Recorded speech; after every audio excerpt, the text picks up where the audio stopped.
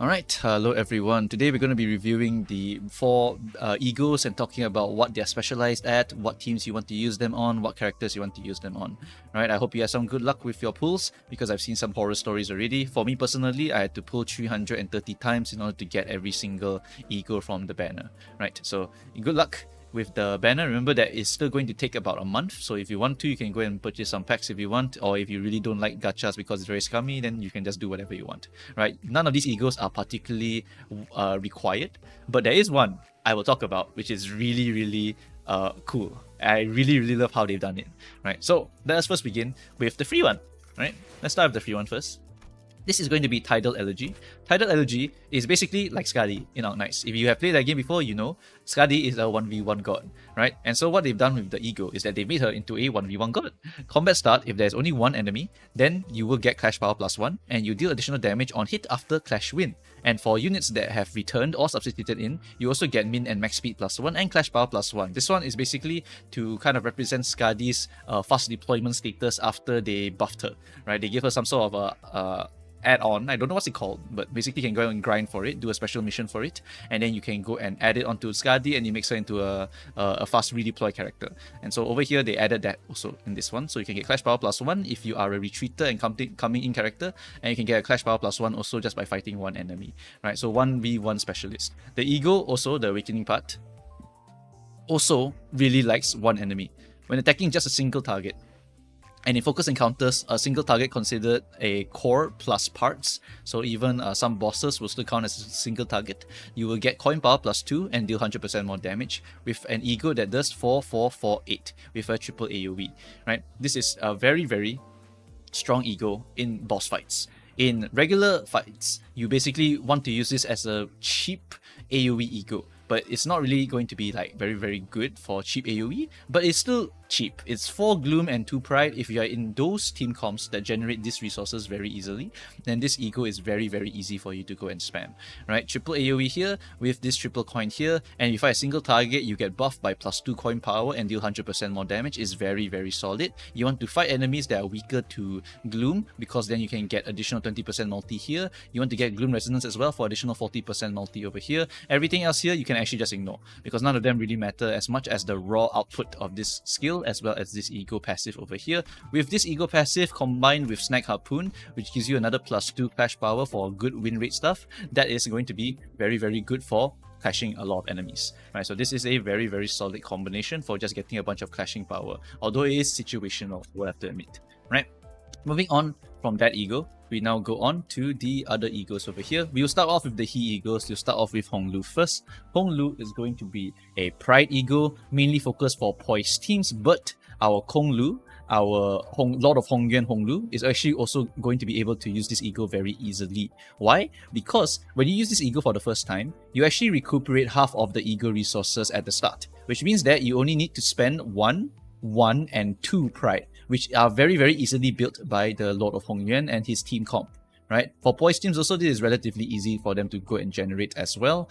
But basically, after you've activated this skill one time, if let's say your team comp cannot generate the Sloth resource, for example, this ego also comes with a passive that gives you back Sloth, Gloom, and Pride, and you gain 1 ego resource of the least own affinity, which means that if you are primarily a Pride team that generates a bunch of this and a bunch of this, then you need this. Well, this one will give you back the 1 Sloth every single time, which means that you can spam this ego every single turn after you use it one time. Very cool design, right? You also get additional damage multiplier for every Thunder or higher Thunder that you have lost or consumed. How do you lose or consume it? You just use the ego. Every time you use the ego, it will just use it again and again and again. It's like Ling. Ling keeps summoning the dragon. Every time you summon the dragon and you put another dragon next to it, you will basically fuse the dragons together, correct? And you just keep doing that and doing that and doing that, and you now have several level 2 dragons on the field and you can do a bunch of damage with them. That's basically how Honglu also does it. You just keep spamming this ego as much as you can so that you can get additional AoE. Once you get to higher Thunderer, you get offense level and defense level, and you also get 2 attack weight and 45% damage and also crit multipliers. So both of them, the Full Stop and our Lord of Hongyuan Honglu, can use this as long as they have the effects on them.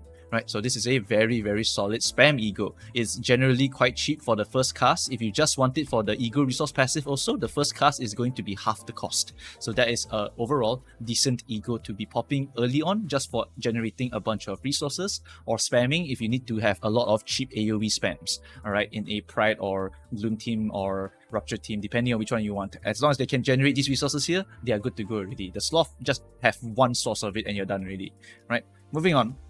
Not Mylnar yet. We go to Faust Kal'tsit. Faust Kal'tsit is... Okay, this one is tricky because Fluid Sac and Faust Kal'tsit will fight for the same slot. Right, so it's very, very tough to explain both of them. But Fluid Sac Faust, I want you guys to know, it's a very wide AoE focus, healing and SP healing ego. Right? It heals everyone in the party by this amount of SP, by this amount of HP, but more focus on the SP. It can heal a lot of SP for everyone, right? What this ego is a more focused Fluid Sac. What it does is that it heals 15 SP for 2 allies, including yourself. So it does allow you some spammability because you only pay 5 SP every time you use this ego, as long as you are one of the lowest SP targets, right? And then the other one over here is that you also heal by 30% instead of Fluid Sacs. Right, Fluid Sac is how much again? I think it was 15%, correct? So it's more focused on the healing aspect, while this one is more focused on the SP aspect, right? So that's the difference between the two of them. This ego is very, very good at pocketing a few characters. So you can use it for that purpose, and it's more easily used in the Rupture team comp. Kal'tsit does true damage in Arknights, so she basically belongs into the Rupture team comp, right? You need to eat 5 Gluttony resources. So that is generally going to be something that only the Rupture team can be shitting out like non-stop, right? So that's where you will basically see a lot of use for this ego here. The Hardened Shell Barrier is mainly for her own protection, which is a bit useless because there's currently no ID from her that really wants to get hit, right? There's no ID that wants to get this protection increase. So what you want is just a healthy Faust. Why? Because if she is healthy, she will heal other people. If you are full HP, you heal 2 other people instead, right? So that's how you want to play this Faust. Same thing for this Doctor passive over here. If you are full HP, you heal 2 other allies instead, right? So that is why she wants to actually stay healthy, so she can heal other people instead. So this becomes like a pursuance already. And if the allies are super low HP, let's say Zoi Gregor or Priest Gregor, who has dropped to like 25% or low HP, very common, right? Because they're tanking a lot of shit, right? Then this thing here would heal 30% to them, and also get a passive heal here, which is 10% of this unit's max HP to self and one ally. But if you are full HP, you will heal them also. But if they are low HP, then they will get 1.5 heal as well. So this is very, very good for making sure that they will get boosted beyond the critical level, so they become more sustainable already, right? So this is very, very good for pocketing those people. Also, when you activate this ego for the first time, you will only lose 1 stack of your Hardened Shell, which means that you start with 10. After the end of this turn, because you use your ego, you drop to 9. After you drop to 9, every single turn, as long as you stay full HP, you will lose 3 stacks every turn. So 9, 6, 3, 0. So that's how it will work here. So you will have passive healing for the next few turns also to help bump up those low HP targets a bit higher. So this is a very, very solid ego. All you need to do is pop it 1 time or several times if you want, because you are desperately dying or some reason, right? Then this is a very, very solid ego, as long as you can protect yourself, because Faust wants to be full HP here. Very, very Kal'tsit actually, because Kal'tsit also doesn't like it when she's injured. She will heal herself first rather than anyone else. Yep, so that's pretty much how this Kal'tsit ego works. It is very, very cool, and it's basically a bit of a side grade. I wouldn't say it's like a super power creep to Fluid Sac. It's more of a different purposes kind of Fluid Sac, right? So moving on to the last one, which is Mylnar. This is the ego that you all need to see, because this ego is very, very cool, right? It has potential synergies with so many IDs, and future IDs can also use this ego very, very well. Why? Because of several reasons. First off, we all know that Garden of Thorns is a very, very bad WoW ego. This ego is infinitely better in many, many different ways, right? It's not a spamming ego where you can spam it every single turn and do all of that shit, but it's a very cheap ego that will refund you as long as you aura farm. What I mean by that is because Mylnar in Arknights likes to aura farm a lot, and then after that he activates the skill 3, there you go, shing shing shing, right? In this game, same thing, right? You activate this ego 1 time. When you activate this ego for the first time, you will consume 1 fewer Wrath, 2 fewer Sloth, and 1 fewer Pride, meaning you have just paid 1 Wrath, 1 sloth and 1 pride for a WoW ego and 30 sanity. And you're like, whoa, 30 sanity? Nah, heal 25 sanity. So you only paid 5 sanity and 1 to go into stance. When you go into stance, you also gain offense level up and damage up for next turn also, because why not? This part here is not really required. Everything else here is already very, very good for you. The Man the Scabbard is a very, very good passive. It does not decay. It only gains. Very Mylnar, right? He just sits there and then he just gains all his skill tree stacks, and then after that he just doing shing shing shing, right? Basically, with Man and Scabbard, the longer you take, right, the more buffs you get. For every stack divided by 8, you gain 1 aggro. Passive aggro generation for many of Gregor's IDs is really good for Zwei and Priest, right? You also have permanent protection per stack up to the, but you have to divide by 20. You have to divide by 20. So it's at 20 you get 1 prot. At 40, you get 2 prot. So this is very, very good, right? This is, take note, permanent 2 prot on the character, as long as you stay with max stacks of your main in the Scabbard, right? You don't necessarily have to go into the next part over here, but if you do want to go to it, take note you must only go into it when you have 40 men in the Scabbard. Take note that you also cannot use commemorative coin to reuse this skill, otherwise it will be too broken, right? So they had to go and nerf it again because of this. But basically what happens here, at 40 men in the Scabbard, it is now clashable. When it clashes, it now has 20 clash power.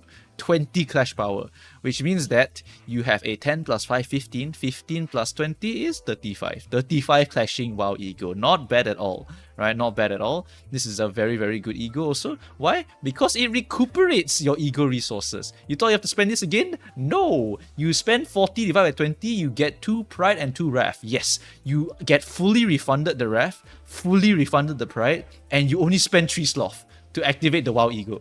What the hell? This thing costs 111 and then after that become only 3 sloth for a WoW ego? Oh my god, it's absolutely insane. Of course, you still have to pay the sanity cost, so you can't spam it, right? But look at this. If you just stagger or kill people with it, you will get sanity back. So you could even possibly pay only 5 sanity for this second part as well. This is so sick. Right, this is a really, really cool design for a WoW ego. Very, very cool. In addition, besides that, you also gain attack weight up to 4, so you get 7 AoE. That's the ideal, right? Gain defense level up, very good for Zwei, Gregor in particular. And you also, why not, gain through protection, right? And also the last coin will deal 100% extra damage, right? You also get multipliers for every burn or tremor on the main target, 8 of them, right? And you also gain back 1 man in the Scabbard, which means that you get to sit there and aura farm for the next few turns, and then after that, you activate this ego again at your convenience, right? You can just stay in this stance as long as you want also. It will never ever decay. It is so damn sick, right? Mylnar aura farming in Gregor is just so peak, right? Then you see this turn ends line over here, you will never ever see this. You will basically never ever use this ego if you do not have 40 stacks. There's really no reason to, right? Really no reason to. So that's why you will never actually see this line over here. After that, over here, you reuse this coin 3 times maximum. You can only use this when you have 40 stacks. So this one you can just ignore. Basically, you only do your shing shing shing shing shing if you have the maximum stacks. And then all this stuff here you can just ignore also. Not very important. The important stuff for this ego is that it is good clashing, not bad clashing, 35 something, right? That's pretty good. You have passive aggro gen, you have passive protection gen. You can just sit there all day. This will never ever decay. It's not required to spam this ego. You can just sit there all day and still get a benefit from it. And then if you want to pop this, you can get a very good AoE clear on the entire board. Of course, it's not like round 1 AoE clear. You have to always stay in your stance, but you can use this at literal round 1 of, for example, a railway or a long battle, right? If you just use this on round 1, you could possibly use this several times for a very, very cheap cost, and it will still hit 7 AoE, and it will reuse coin also, right? You will reuse coin 3 times, so it's 5, 10, 15, 20, 20, 30 in total, right? That is pretty damn awesome, right? Pretty damn awesome for an AoE ego here, right? Really, really good, and definitely an upgrade to the Garden of Thorns Gregor, right? The ways to get more stacks is by getting hit or taking shield damage, right? So it's just really, really good for any tankiness, and you also can skip getting staggered 1 time. Very good for the tank IDs. This is, I think, my favorite ego, right? It is literally so good and so cheap that I do not see a reason to not use this Gregor ego on anyone that wants to get hit or anyone that just wants to sit there and aura farm for a few turns, right? It's so cheap for a WoW ego that is so good. is so good. The only downside I see is that if you want to get a lot of burst damage right now, then you can't use this ego. But whatever, right? If you're just using things casually, it's really good. And if you're using this just to go and enable all of your other characters to go and hit one-sidedly, also that's also quite good, depending on the kind of content you're trying to fight, right? So this is just the best ego in my opinion. This is so cool and so peak. Mylnar is truly the best character in this game, right? So that is pretty much all I have to say for these egos over here.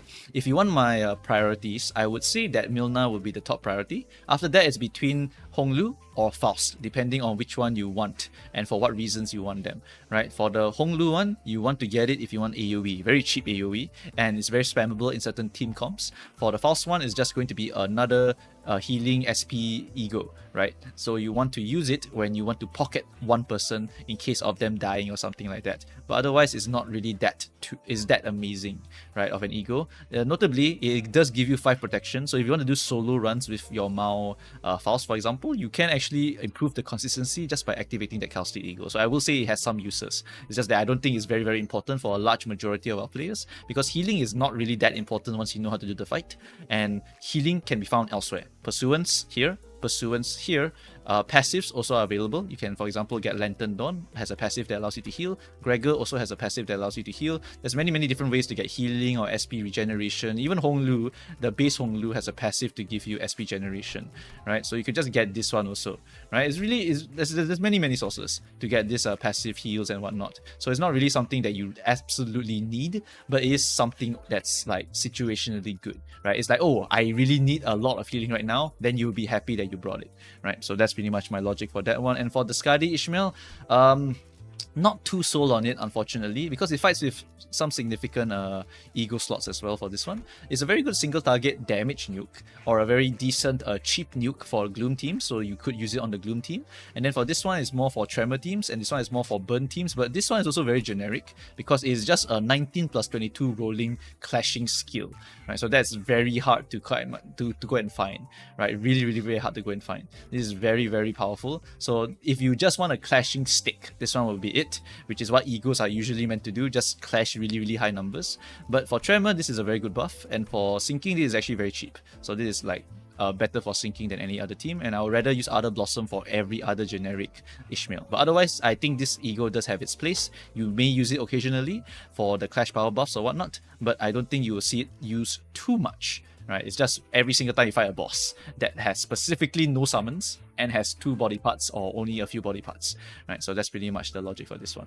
Yeah, so that's pretty much it. You can splash them around. They all have their specific teams that they prefer to be in, but the one that is really cool is definitely, for me, just Zwei Gregor or Priest Gregor with that Mylnar ego. It's just so damn good, right? That's pretty much all I have for you guys. Good luck with your pools. Remember that we do have daily login pools up to, I think, 21 extra pools. I think that was the number. We also have pools from the event as well. So if you did run out of your pool resources, you can just come to the event over here and you can go and get those pools over here, and then you just go and pull additionally until you hit your egos, right? It's never over until you have exhausted every possible option here, all right? It's just gonna say that. Okay, that's pretty much all I have for you guys. Good luck, and thanks for watching. Bye bye.